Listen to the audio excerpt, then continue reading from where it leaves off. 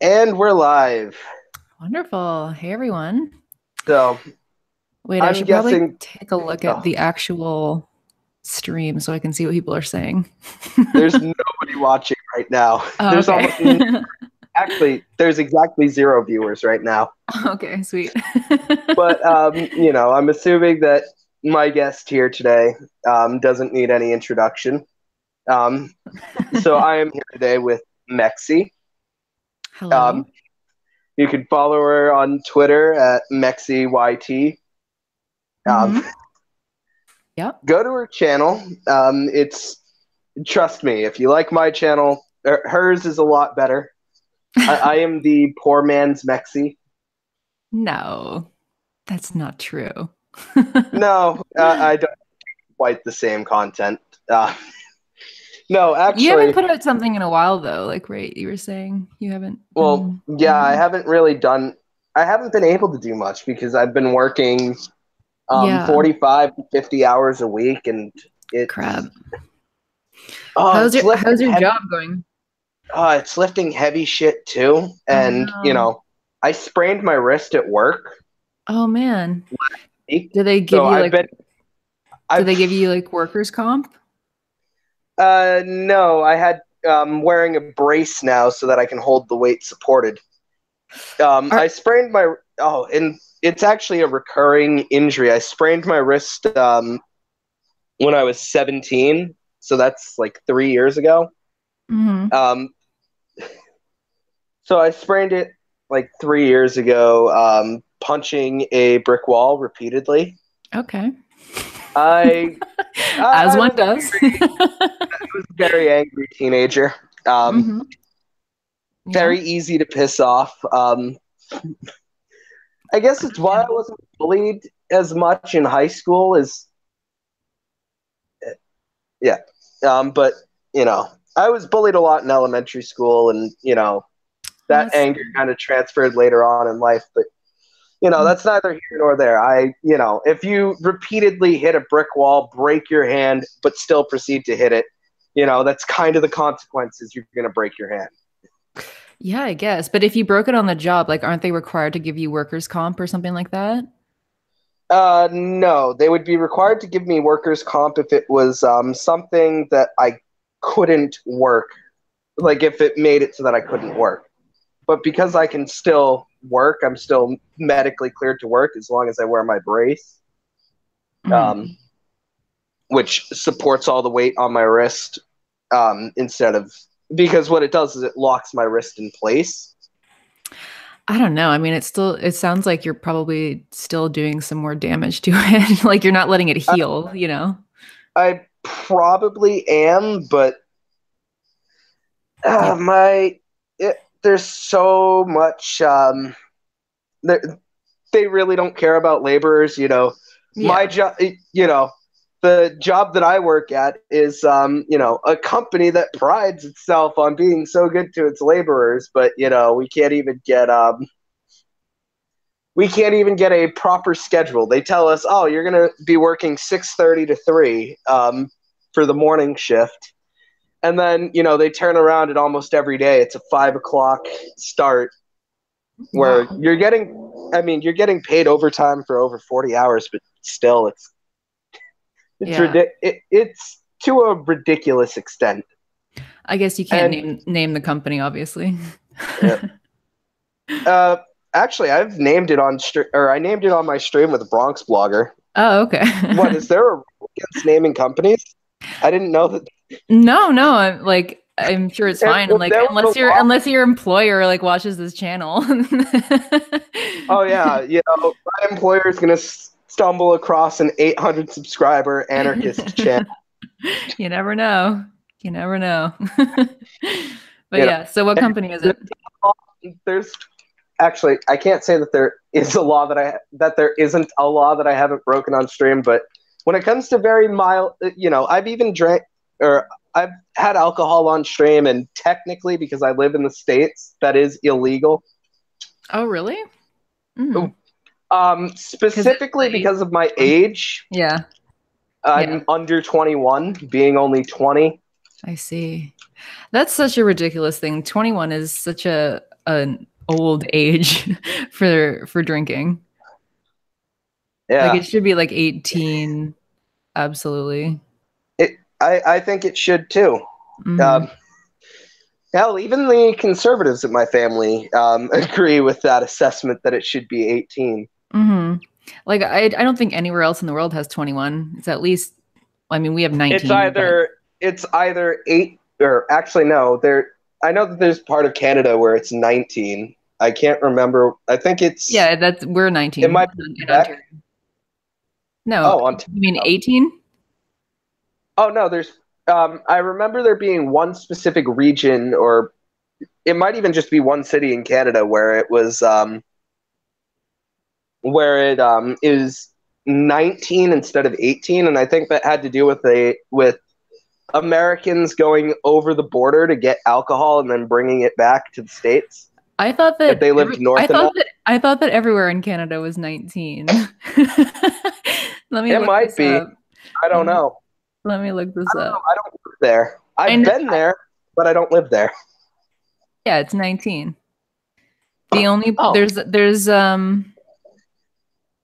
Oh, there's some provinces that is 18. So Alberta, Manitoba, and Quebec is 18. Everywhere else is 19. So that's it's the yeah. yeah, Hey, Alberta. doesn't make a lot of sense. Hmm.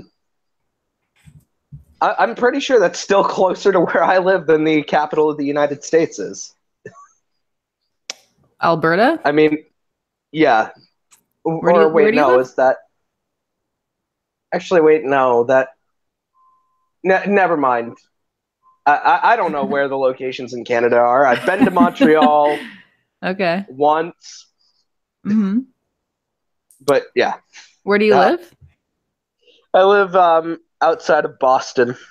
Oh, okay. Cool. I've always wanted to go to Boston and watch the Why? Jays play Because of the there. because of the Dropkick Murphys song. No. I just heard it's a nice place to go, I guess. Explore. Um, It's nice if you like gentrification. Although then again, I live in a gentrified city myself. yeah, Um, although the city I live in is a city in the middle of the woods. that sounds I know nice. that it sounds weird, but it's literally if you go outside of the city, like you go onto the highway, it's nothing but forests. That's really cool. A lot of a lot of central Massachusetts is like that. I grew up, so I live in Lowell. I mean, that's not a secret. It's literally the location on my Twitter bio. Hmm. And when I first started the channel, I wasn't even 18 when I first started the channel. Might I add? Holy shit, the channel's been around a long time, but I'm so impressed by like young people who are so woke that they're actually starting channels before the age of 18. That's great. well, I mean, I was out as non-binary. Well, not on the internet, but I was out as non-binary in my day-to-day life at the age of 14. Wow. That's great. Good for But you. That yeah. probably took a lot of like courage and I don't know, strength in high school to do that. Oh yeah, by the way, for the viewers in the chat, if you're wondering why it's not like immediately jumping into topics, it's because usually what happens is today I ended up starting it late because what usually happens is I set up the chat for 30 minutes before the actual start, usually to troubleshoot and to also get a few minutes to talk to the person. And, you know, I've never actually talked to Mexie outside of like Twitter and Facebook Messenger. So, you know, a lot of it's just kind of right now it's just kind of friendly discussion. Hmm. But, you know, we can definitely get into topics, and I'm going to start looking at the chat because I just trying to do everything at once on my phone and everything's going at a snail's pace, and I actually feel kind of bad about that. Oh, you're doing this all on your phone? No, I'm Oh, okay. hosting the stream from my Kindle. Oh, you I'm can do saying that that? everything's. Oh, I'm hosting it from my Kindle. I'm looking at the chat from my phone. I'm trying to send money to one of my friends who is in financial crisis right now. Oh And no. even though I myself live paycheck to paycheck, it's a Hmm. clusterfuck right now. I didn't know you could do that from your Kindle. I thought the Kindle was like not a real thing. I have one, but I Not don't a, know how to use it apparently.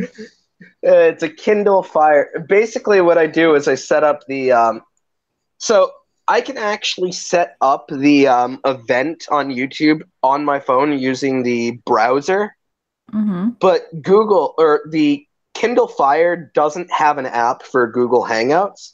So it'll direct me to the browser for Google Hangouts, which means that I can actually get the start broadcast button, which is something that I can't do on my phone. Hmm. That Yeah, is I don't even wild. have a proper computer. I'm a fucking bum. No, that's awesome. I Why am, else do you think I'm a communist? I want free shit. yeah. Well, who doesn't? that obviously that's the only reason anyone would be a communist, and not just Obviously. because not because it actually is the most efficient system to ensure that everyone's needs are met, Hmm. but no, just because we want free shit. We're greedy. Yeah, we're selfish. We're not selfless. That's what it's all about. I like that we've turned like basically. I find it funny because the other day I was having a conversation and someone tried to say that communists are just greedy, and then but in the same sentences or in the same conversation while talking about capitalism, talks about greed and how it's a virtue in capitalism, and then it's like, Yeah. okay, so it's a virtue in capitalism, but it makes communism bad.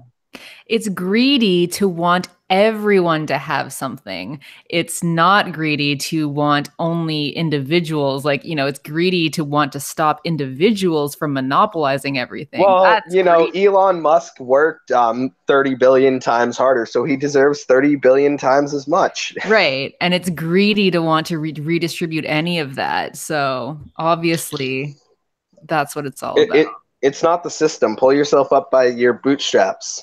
Hmm. Absolutely. It's not my fault that you let me cut them with scissors.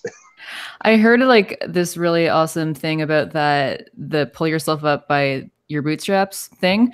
It was on the VWPA podcast, and they were talking about how like where that came from. It was an old folk tale, I guess, about this superhero who could do like the impossible. Like, I don't know, he could just do anything in the world, and one of his talents was that he could pull himself over a fence. Like, he could leap over a fence by pulling himself up just from his bootstraps. And so, like, in the olden days, I guess, quote unquote, people would use that expression to say, like, what are you trying to do? Pull yourself up by your bootstraps? Like, it was kind of like a, what are you trying to do? Do something that's impossible. So it literally means something that is so impossible to do. And that's become normalized as this idea that, that's just the norm. That's what we should all strive to. But it's literally about a superhero who does the impossible. See, I always thought that the expression, yeah, yeah, you can tell I live in a city. Did you hear that? I Um, did. oh, yeah, there was a car bumping a stereo going by, but although actually, you'd be surprised how many or how often you'll hear that in suburbs too. Mm-hmm. A lot of suburban white boys want to show their cred by blasting rap music. Mm-hmm. Yep. Absolutely. Although, I'm probably I'm the annoying white person who blasts metal. Mm, yeah.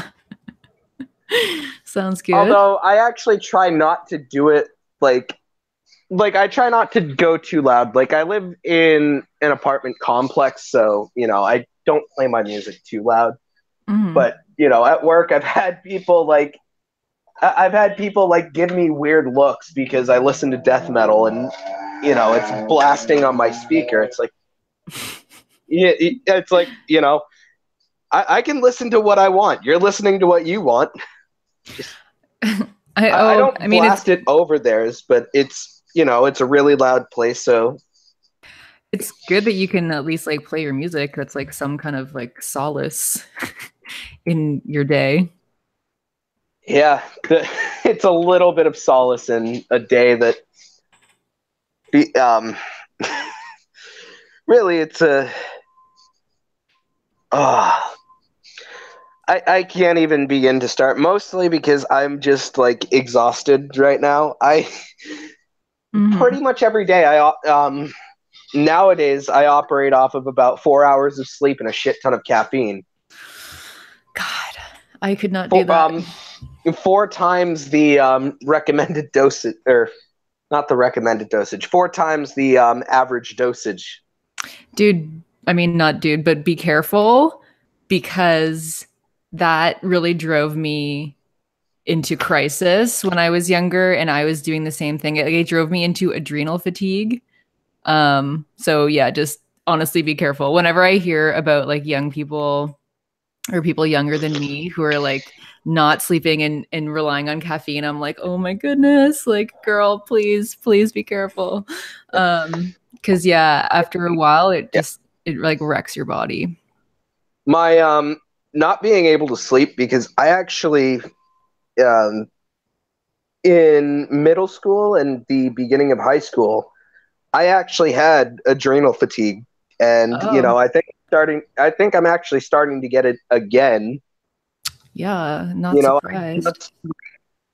I just like, it feels like just yesterday I finally became functional again, and now I've got, you know, but part of the reason I can't sleep is because, well, one, now I have a schedule that's, I have a schedule that's not rigid even. So, tomorrow I have to be in work for 5 o'clock, and, I have clinical anxiety. Um, the stuff that was helping me with anxiety, which was, because none of my, not like anxiety medication has never actually helped me with my anxiety. Mm, And I think my anxiety might be related to my autism. I don't know. hmm. Uh, so something that was helping me is something that I had to stop doing on the job. Of course, I've gone back to doing it again as it's helped me to get a bit more sleep now. Which I'm trying to remember the name of the gene, but I actually got tested because I was wondering why, like, whenever I let my body naturally sleep and, don't do stuff to mess with it, my Hmm. body will stabilize at a 6 hour sleep schedule. And I actually have a gene that that the average person doesn't have, that makes my brain operate just fine under 6 hours of sleep. But taking 2 hours of sleep away from that at 4 hours, and adding in, I mean, I do have like naps and stuff along with the caffeine, so it's not just caffeine, but it's like, I need the caffeine to get me through the last stuff that I need to do in the day, and then I have anxiety after I'm done because I can't come down from from the anxiety that I had while trying to do everything else after I get home from work. Hmm. And Also, if you're having so much caffeine, like that disrupts your sleep schedule anyway, because it kind oh, of like builds up in your body and then it affects your stress hormone. And when your stress hormone gets messed up, then you're kind of screwed. That's what happened to me. I'm not so how specifically does it mess with your cortisol? So Um, it like disrupts your cortisol cycles. So like typically in the morning when you wake up, your cortisol is supposed to be high, and so it's kind of like that's supposed to get you going. In the morning, it's kind of like you have adrenaline in the morning so that it can get you going, and then it's supposed to taper off and go down at night before you're going to bed. And so what happens is that it eventually like because your stress hormone like it increases your stress hormone so much that your adrenals are always pouring out hormones and yeah, adrenaline, and it's taxing your adrenals. And so So eventually what happens is that at night when you're trying to go to sleep, you'll have these like rushes of adrenaline or rushes of stress hormones so that you can't actually go to bed when you want to go to bed. So you'll be like tired but wired. And then in the morning when you wake up, Oh yeah, I feel like I do. Or, sorry, just real quick.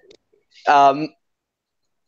Just be related to what you were saying, because you were talking about being wired.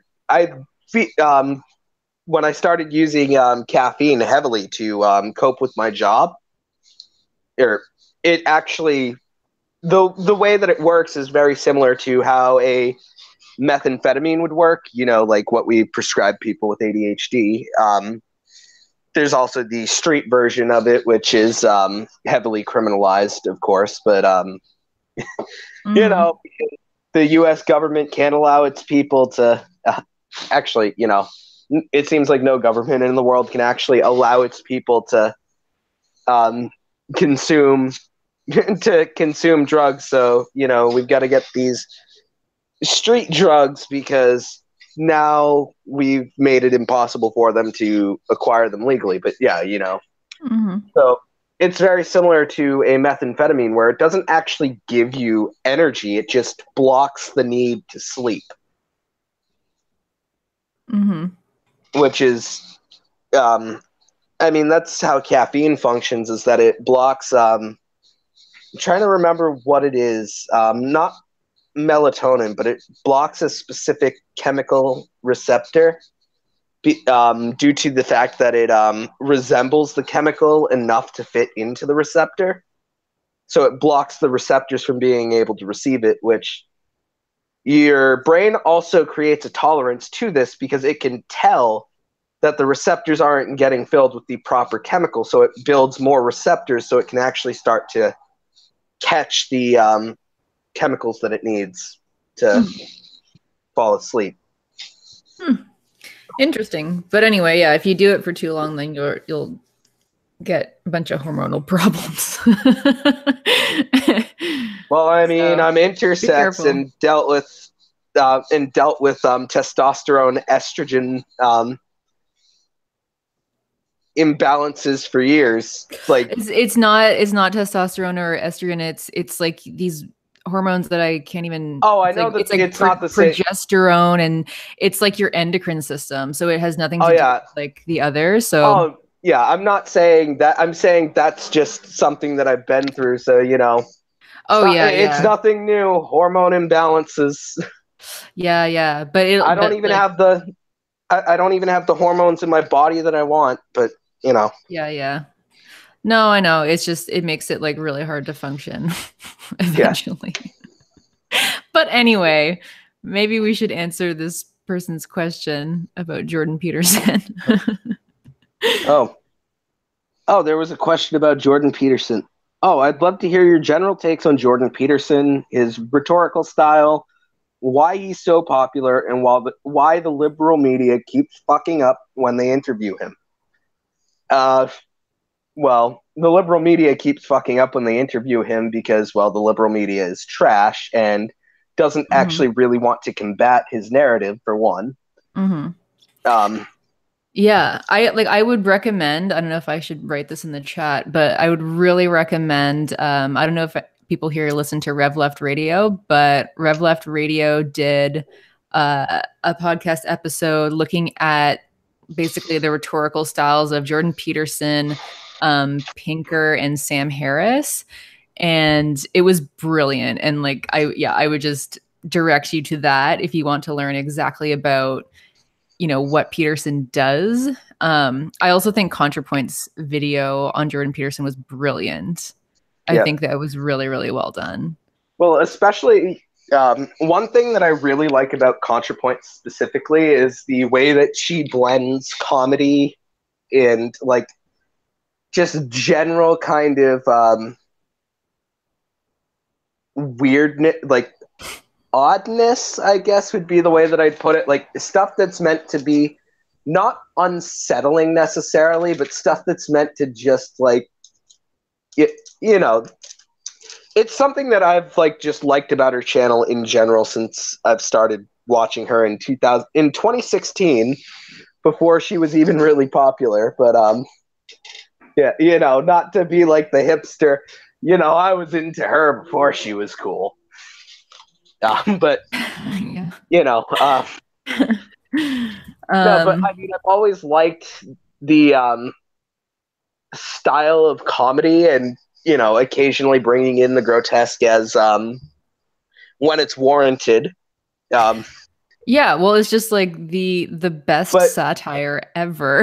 Like it's yeah, really, really well done. And it really just, I mean, it just points to the absurdity of, whatever she is debunking, right? I love yeah, it. the absurd. Or I love the way that she pointed to the absurdity of Jordan Peterson, and if I was Jordan Peterson, like in Jordan Peterson's position, and I saw this degenerate tranny, just the way that he'd probably think of it, this degenerate tranny, like, didn't she? I can't remember if she used the word daddy specifically, but Yes, many the way she times. Many times. like, it's like if I was in Jordan Peterson's position, I'd be like, okay, I'm a bit freaked out now. Well, she took him into the bathtub with her. Like that was hilarious. Come on, Contra, you never take me to the bathtub with you. I know. I'm like, oh, where's the Mexie scenes? But yeah. Although then again, if Jordan Peterson's been in there, I'm not sure I want to be in there. Yeah, that's true. That's true. And I'm talking about the top, not the way that guys will, some guys, if that guy's been inside her, I don't want to be inside her. Yeah. No, just strictly the bathtub. It would have to be really sanitized. But yeah, Jordan Peterson's stink. Yeah, for sure. But yeah, I think she did a really good job of also pointing out like just how muddled he makes all of the theories. And on Rev Left Radio, they point this out that he talks about everything in such a way that it's just vague enough, and it's just it's saying a lot, but it's saying nothing. It's saying nothing in as many words as possible. Saying nothing, but like hinting towards things so that the listener can take whatever it is that they want from it.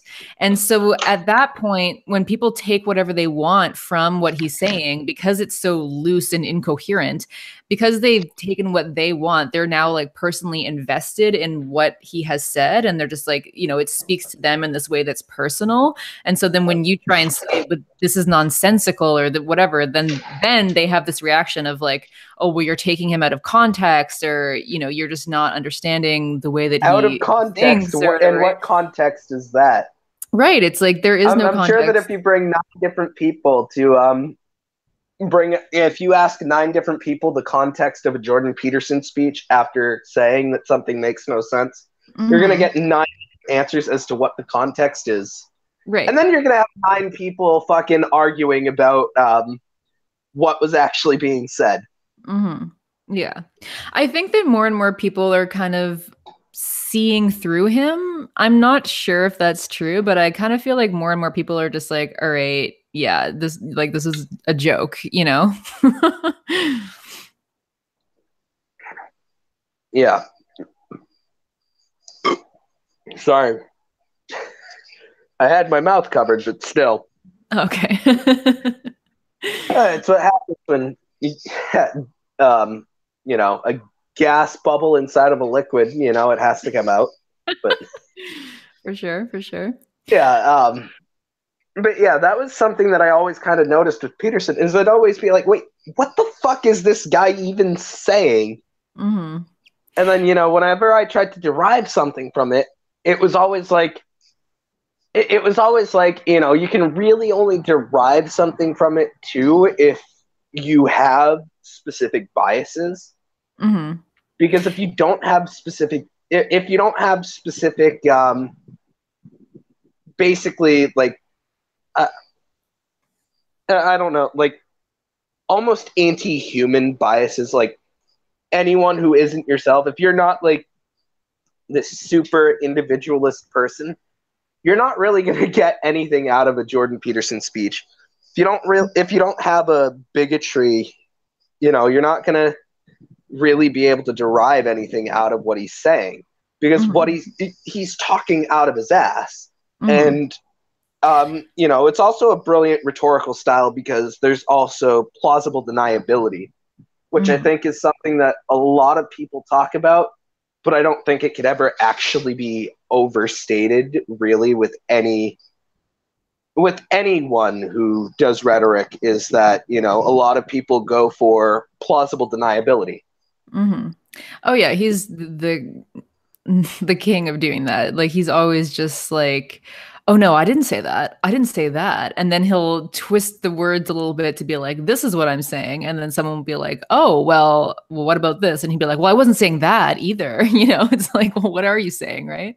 But the more that you kind of dig into what are you saying, the more you kind of just miss the mark, because he'll just keep leading you around in circles. And that's why the liberal media is not really able to interview him very well, because he'll just keep leading them down these paths that kind of go nowhere. They can't call him out on it either, because it's nonsensical. And then he'll be like, well, I didn't mean that. You're not listening. You know what I mean?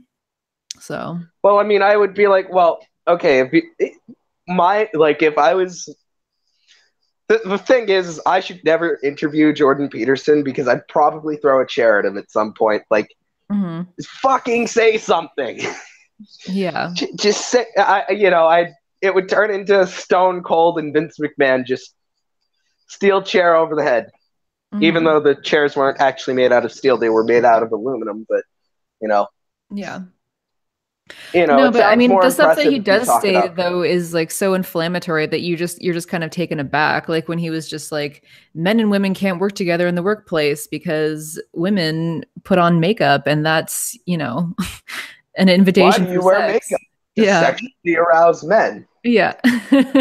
Oh yeah, I'm sure that when I was wearing makeup in high school, and my and the people that I hung out with who wore makeup in high school, because that's what emos, goths, and even a lot of metalheads do, just because like if you've ever seen, like, there's a lot of rock bands, you see a lot of androgyny. Like one of my first celebrity crushes in high school was this guy named Andy Biersack. Yeah, I know. Metalhead into basically a pop rock star, but still fucking the guy had makeup all the time, and he was always very he always looked kind of ambiguous. And in his early music, he sounded ambiguous because had a very high high octave voice in his singing style. He has a deeper voice now, although he's still actually capable of the high pitch. I've seen it in concert, or not the high pitch, the high octave voice that he had earlier on. But yeah, yeah, definitely. I mean, there's a ton of reasons why people wear makeup. It's a personal style thing, and I think that it's like, okay, so every Hollywood star wears makeup too.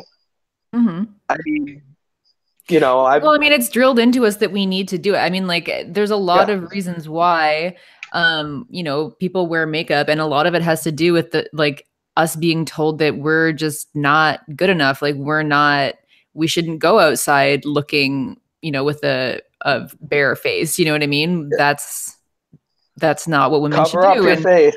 Right. And we're not going to be taken seriously if we don't look a certain way. And then ironically, we are not taken seriously because we do have makeup on. It's it's a kind of a catch-22, but. Matt Jason, Mexie, you are definitely trying to sexually arouse me. I see that you saw that, but I just saw that, and that's funny. But yeah, definitely seeing that, it's like, wait, if you ask any woman why they put on makeup, you're gonna get different reasons. Some of them, it's just because it's a societal expectation. Exactly.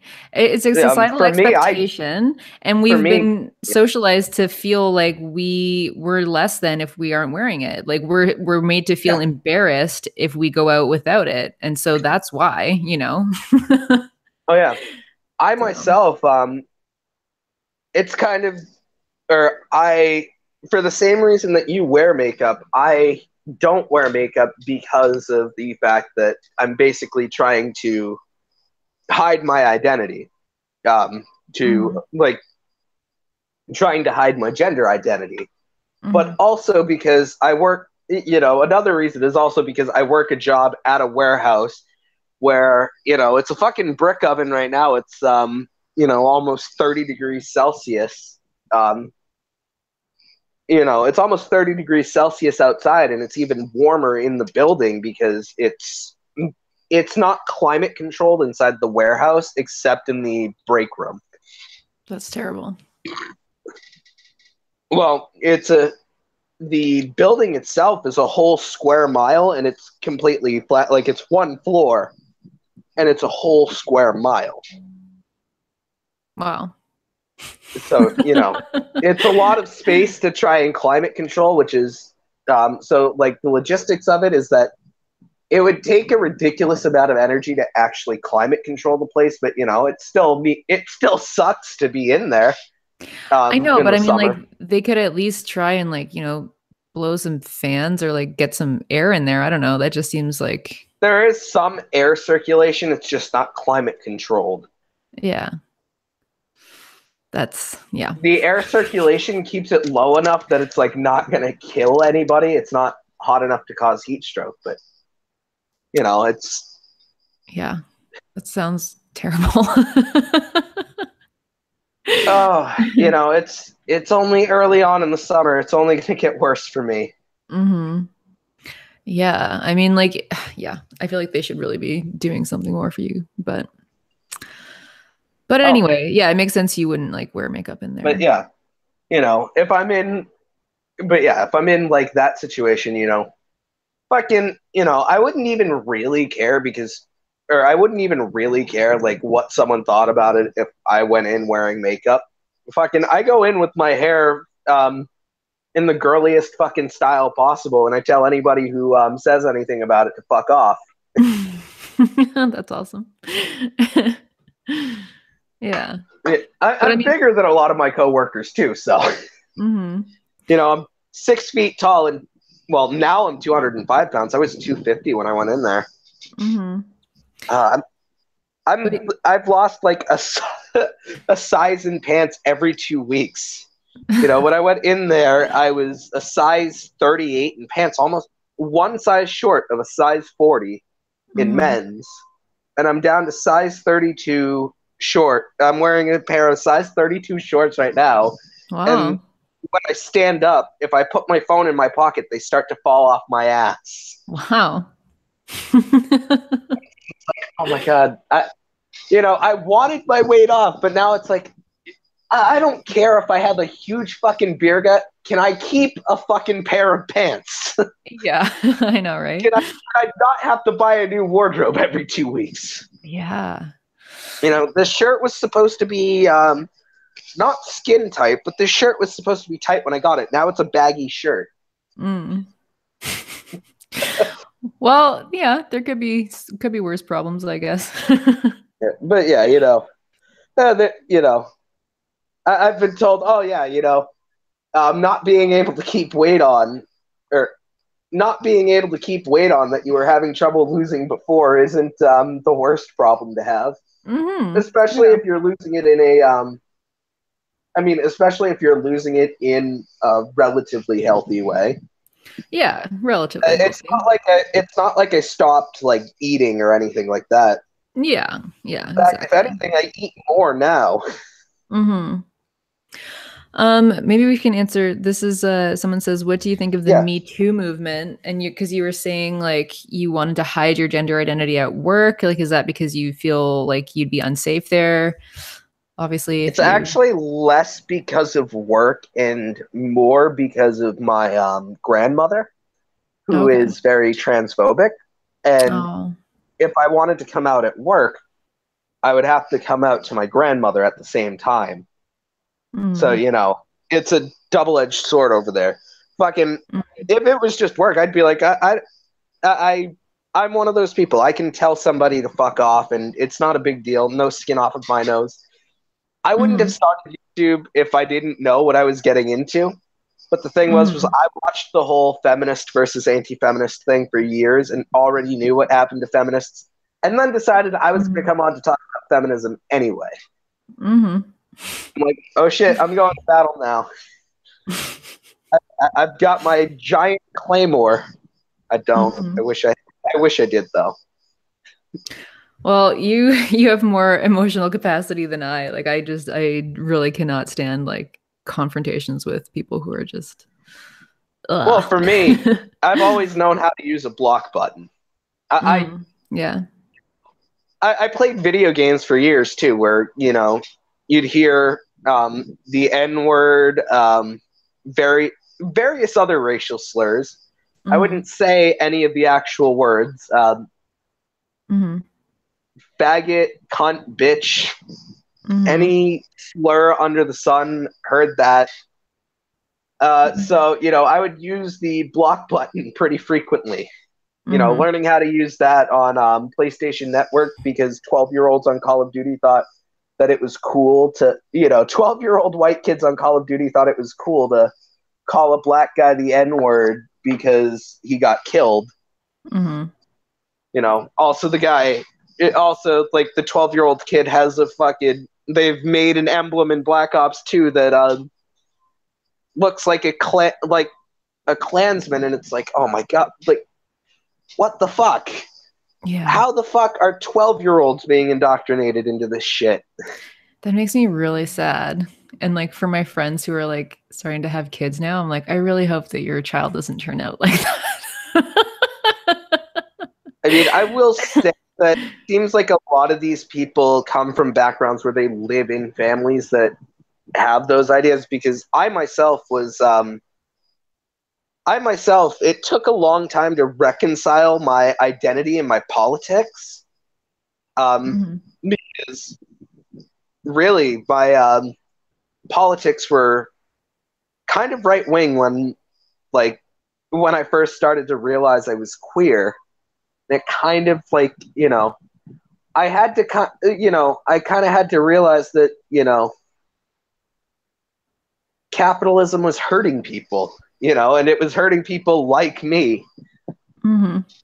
Um, you know, Not just people like me, but it hurts cishet people too, but Hmm. on less of a scale than it does if you're queer. Hmm. Yeah, definitely. You know, I could also argue that my Christian upbringing brought me into leftism because I actually did read the Bible for myself and didn't just trust what a pastor told me. And I Hmm. kind of looked at Jesus as like, I didn't agree with all of his social views, but I kind of looked at the way he viewed the poor. I'm like, I'm like, no, this sounds about right. Yeah. I haven't read it, but I've heard people kind of come to the same conclusion. So, I'll say Jesus wasn't the massive homophobe that a lot of conservative Christians like to make him out to be, but hmm. No, I he know. probably I know. Some he leftists are probably like, wasn't the most progressive guy considering the era he came out of. yeah, no, I've heard some leftists be like, Jesus is like the original socialist or whatever. He does say a rich man, or he says that I don't know if he actually says this or not, but he says something to the effect of it is easier for a camel to fit through the eye of a needle than it is for a rich man to go to heaven. Hmm. But he does talk a lot about basically you know, the rich get their heaven on earth and then they get their due justice, while the decrepit, the weak, the people abandoned by the society of the time inherit heaven. They suffered on earth, so they inherit heaven. Those who inflicted the suffering go to hell. It's kind of strange then that like so many of like the evangelicals are really rich white people. They probably never read it. Yeah, probably not. You know, a lot of them think Jesus was white too. Yeah. Lived in the Middle East. Yeah. He would be stopped by the TSA today. Absolutely. So do you have any thoughts on the Me Too movement? The Me Too movement. I Yeah. thought that it was great that it pointed out the sexual harassment problem. I'm not a fan of Rose McGowan, considering, well, one, she was she very much showed that she was a TERF when any issues of trans women were brought up Mm, related to the Me Too movement. She really didn't like trans women who spoke on the issue. But mm, I also thought, I think that the greatest thing to come out of it was honestly Terry Crews bringing his story forward. mm, Because something that, you know, a lot of anti-feminists will kind of use it as a stick to beat us with, but will actually perpetuate the thing that causes it, is mm, that patriarchy very much makes men afraid to admit when they've been sexually abused or sexually assaulted. mm, So that it did I know that it definitely didn't help me when I thought I was supposed to be a man and I myself experienced date rape. mm, It was not, it was not something that was fun to admit to. It wasn't fun to collect the evidence through a rape kit. It mm, really isn't. mm, Acting like, why didn't they report it? Well, women don't want to report it much, but men have an even harder time doing it because of pride, the mm, pride that they're. But I thought that Terry Crews bringing it up definitely kind of pointed out that it isn't even necessarily limited to women. mm, That powerful men can abuse weaker men in the industry too. Even mm, though you wouldn't think that a guy who's 6'4" and um, has the body of a bodybuilder, he's a former football player. You wouldn't think of that guy as weak, but as far as he says that he couldn't do anything about it because he knew the consequences of if he were to assert his physical power over the person touching him. Yeah, well, I mean, I think that's the thing that I mean, I'm not sure how much of the movement was really linking this to like capitalism and things like that. So, but I did see a lot of that coming out in my networks anyway. And so I was really happy to see that people were Yeah. really analyzing that yeah, it's not even necessarily just about women or men or whatever. It's about power and like who has power in the system. It's the capitalists, and you cannot go against them without losing your livelihood. And if you lose your livelihood, you lose your ability to feed yourself. And so this is a problem. So I don't know, Chrisiosity, is that how you say that?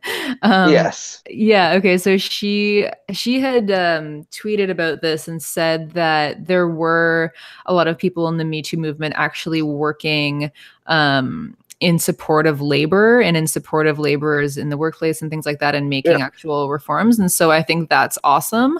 Um, uh, yeah, I'm not sure. Like, there's obviously probably like a bourgeois feminist, version of the Me Too movement, and then there's this kind of stuff, and this kind of stuff, obviously, I think is a I lot mean, more useful. that's kind of what generally tends to happen. Yeah. What's kind of funny is that to me, what you were just talking about kind of reminds me, or what you were just talking about, how there's like a bourgeois side of it.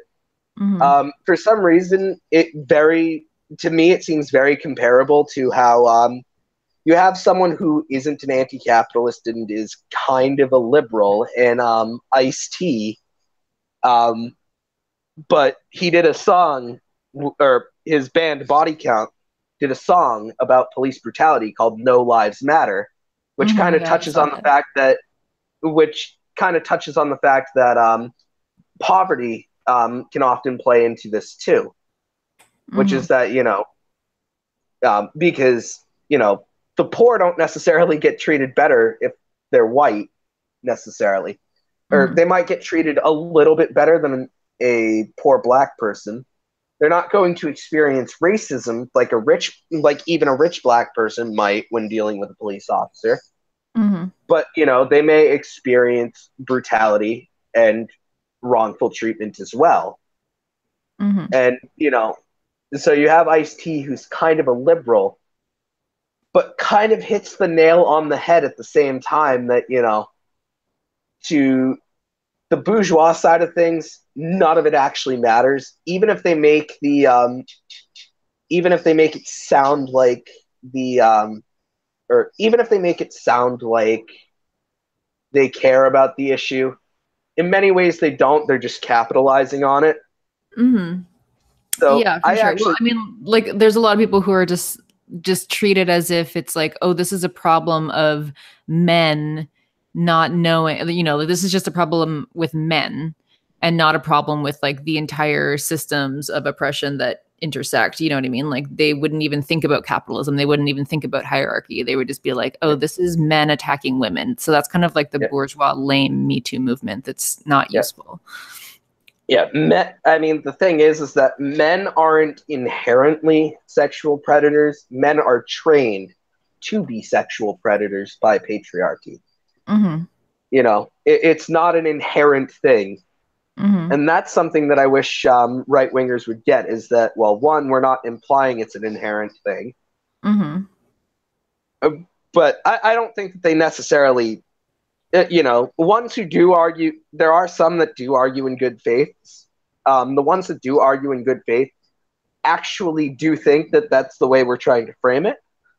The ones who don't are trying to frame it as if we're saying that, so that they can convince people to hate us, Mm-hmm. which I Yeah. think, Yeah. I also we did a podcast on this, me and Maureen, for the Vegan Vanguard podcast. We talked about like the Me Too movement and this kind of thread of carceral feminism and how like it like we have to think about what we actually want out of this Me Too movement. And we talked a lot about how, yeah, basically, political economy needs to change if women are going to, and non-binary people and anyone who's being abused are going to be able to, not be abused, I guess. It's not going to help to just increase carceral punishment of abusers and then leave it at that. Like, that just really funnels into the whole carceral oh yeah, state. if you just start throwing, if you start hanging all the rapists by their dicks, rape will stop. That's how it works. Yeah, no, like that just enforces the control of like the police state and just punishes people. Like that's not, we've already increased that so much over Yeah. the past decades, and that hasn't stopped rape culture. That doesn't make women any safer in any The way. goal is to stop it preemptively, but not in a Minority Report way either, where it's like, oh well, you thought about it, so therefore you were going to do it. Yeah. Yeah, and yeah, we're not going to get anywhere unless we change our political economy and make it so that, people aren't tied to their employer for their entire livelihoods, and, like, make it so that people actually have healthcare, et cetera, so that they aren't tied to their employer for health benefits and things like that, or they're not tied to these powerful people, whoever they are. Yeah. So anyway, I would recommend our podcast where we talk about that in depth. I'm really not explaining it very well right now. I would too. I haven't watched the specific episode specific. I've watched I've watched or listened to. I've listened to some of the podcast. Sorry, I'm like a bit out of it right now because I've been up since 3 o'clock in the morning. It's 5 p.m. Mm-hmm. So, I'm a bit out of it. So I've listened to a bit of the podcast before. I would recommend it myself. Thank you. Um, Yeah. I So myself am very partial to veganism, I do I do rely on whey protein as a very easy source of protein that doesn't require a lot of work. And I'm mhm, talking about like the work of like, making a meal. mhm, Um, so I can't say that I'm like on a vegan diet right now. I also have a mhm. tendency to not really say no to free food. So Yeah, I mean, like, whatever you're doing is great. I mean, like, you could try a vegetarian diet and still have whey, or I don't I've like been on to. Sorry. I've been on a fully vegetarian diet for months. Oh, great. Well, that's great. Good for you. So I've been although I've been on and off with veganism as I've been fully vegetarian at least. Yeah, well, that's great. I I don't mean, I was have I was vegetarian for a really long time and was like transitioning, so like I don't like to beat people up about wherever they are in their journey, you know what I mean? It's like oh yeah, that's it's great. definitely not something you hop right into. No, no. Um, So, I'd also have to say, yeah, that's what's weird is that I got really into this song, even though there's like a whole part of the song that makes fun of vegans, it's or not makes fun of vegans, but it like basically a guy yells at a vegan in the song. Of course, it's a cover of the song Institutionalized by Suicidal Tendencies. So, it's a song about a guy who basically is like very angry in the first place. So, it's not really a surprise that he yells at somebody, but it's kind of like, what? I get why some people do explode on some vegans, because some vegans are very preachy, very like mhm. beat people up about it. But Yeah. yeah, the line in the song goes, "I'm at my job trying to eat a ham sandwich." And a guy comes up to me and says, "Are you going to eat that?" And he's like, "What do you think I'm going to do with it? Shove it up your ass? Do you know that pork could kill you?" He's like, "Pork is not going to kill me unless they figure out a way to shoot it out of a fucking gun. But I might kill you if you keep fucking with me." Mhm. It's actually Yeah. become a meme in one of my groups that where we say, "Step away from my fucking sandwich," that song. Mhm. Yeah, I mean the community can be pretty abrasive. Also, I mean like we talk about in our podcast, like we try to define it more as a political stance and not necessarily just as a consumption list so that, Yeah. it shouldn't You be can't people. consume this, or this when really. Yeah. Like it shouldn't be people running around like policing what people are consuming because we're not going to solve these problems through consumption alone anyway, ever. So yeah.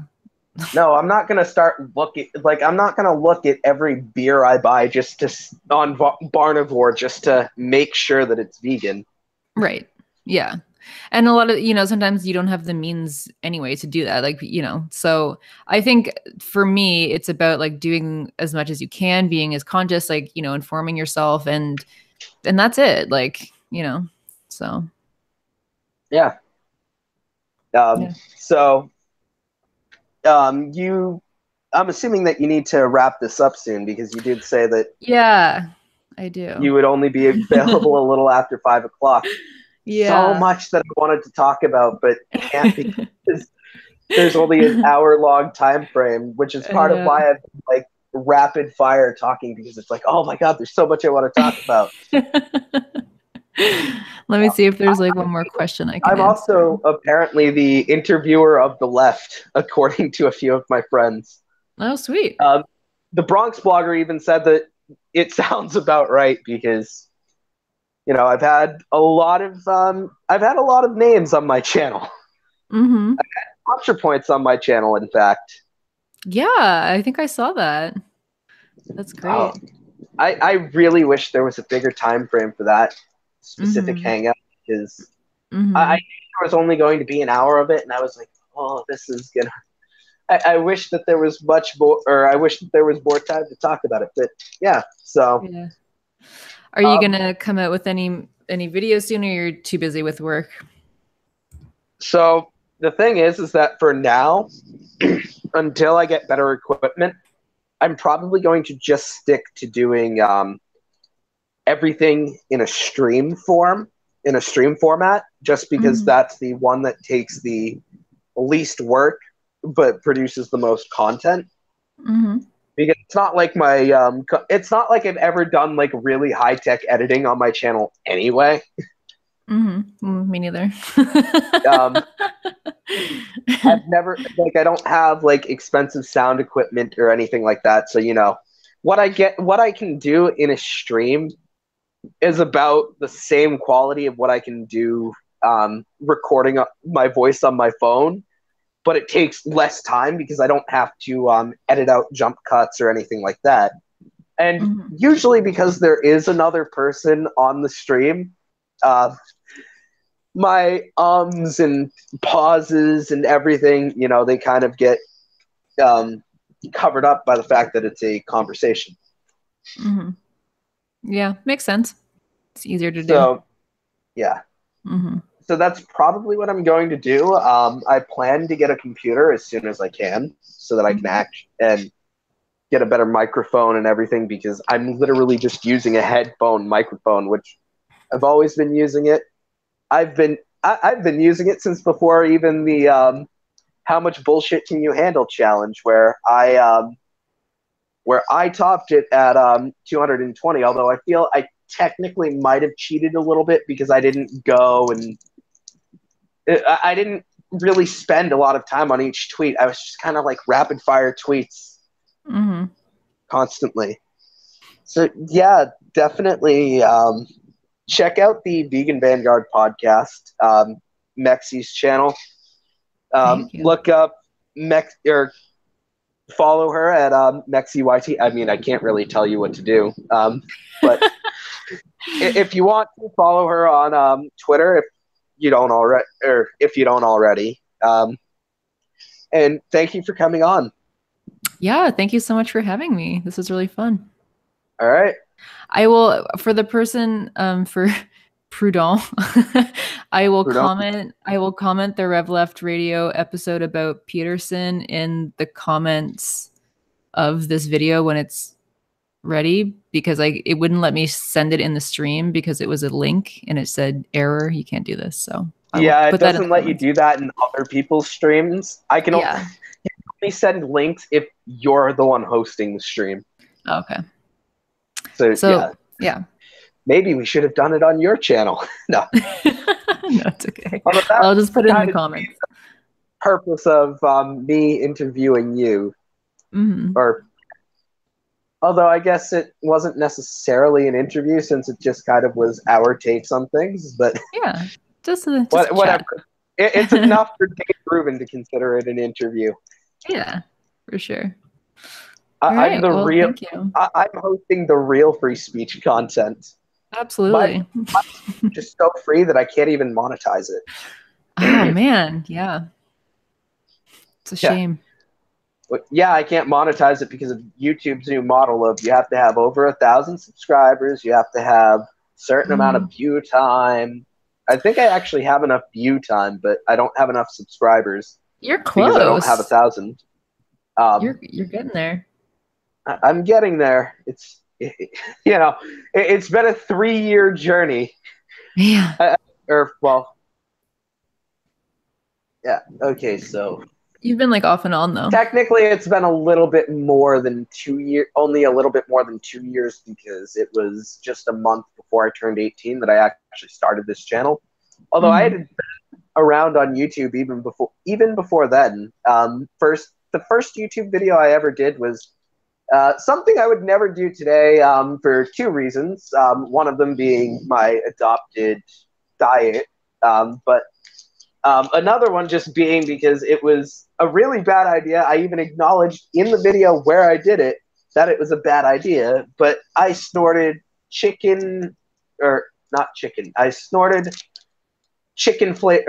spicy chicken flavored ramen. Just the not the ramen noodles themselves, but oh my god, that sounds really horrifying.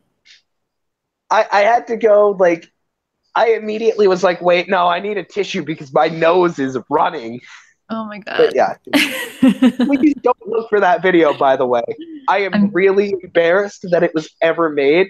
I still have it up under my name, under my actual name. But please don't look for it. wow. I will look Next for thing it. you know, oh, I'm not talking to you. I'm talking to the people in the chat. Oh, Okay. next thing there's going to be a meme of me, with my head down, bush of hair on my head, going and holding what looks like a cocaine straw to fucking snort a lime of ramen noodle seasoning. Yep. All That'll be your right. claim to fame. You'll shoot over 1,000 subscribers in no time. Oh, I kind of wish that it had done that before. It wasn't even long after that I started actually making videos about feminism, Hmm. which led me into actually doing much more radical politics. But yeah, that can be a story for another time. I can definitely have you on the channel again. I've had people show up on the channel more than once. Yeah. Obviously, you'd have to agree to come on again. It wouldn't Yeah, be yeah. like, Mexie, you have to come on to my channel. No, I would love to. So, yeah, thanks for having me on All today. right. Yeah. Thank you for coming. All right. So I will see you all. I've stalled for long enough. See you, everybody. Bye. Oh, anything you would like to say before we go, other than bye? No, I think that's it. You have any last words? No? Okay. Yeah, just check out my channel, I guess. All right. And the broadcast is terminated.